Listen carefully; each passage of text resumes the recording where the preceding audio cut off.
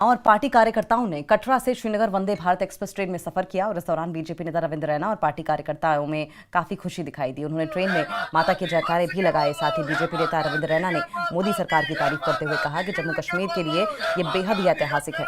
रविंद्र रैना ने कहा कि कश्मीर घाटी से रेल कनेक्टिविटी जुड़ना एक बड़ी चुनौती थी। इन पहाड़ों में जहां पैदल चलना भी मुश्किल होता था, वहां आज रेल दौड़ रही है और ये भारत के इतिहास में स्वर्णिम अक्षरों से लिखा जाने वाला पल है। मैं कटरा से कश्मीर पहली बार रेल के जरिए जा रहा हूँ। उन्होंने ये भी कहा कि आने वाले दिनों में जब अमरनाथ यात्रा शुरू होगी तो श्रद्धालु रामेश्वरम से अमरनाथ तक आसानी से रेल के जरिए यात्रा कर सकेंगे। ये कनेक्टिविटी भगवान शिव के भक्तों के लिए एक उपहार होगी।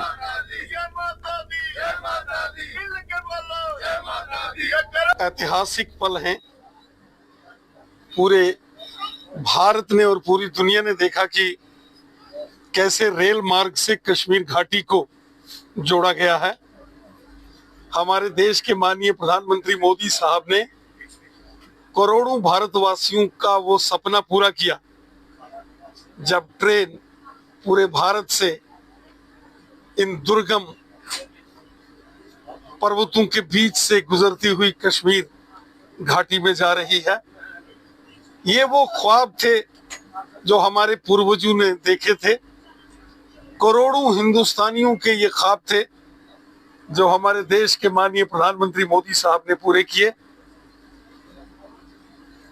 रेल कनेक्टिविटी का कश्मीर घाटी से जुड़ना ये एक बहुत बड़ी चुनौती थी।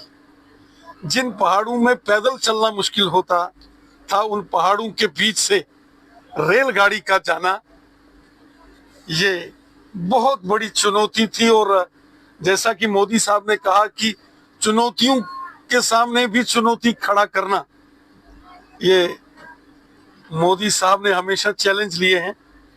और ये आज हमारा सौभाग्य है कि हम इसी ट्रेन में बैठ के आज कश्मीर घाटी जा रहे हैं।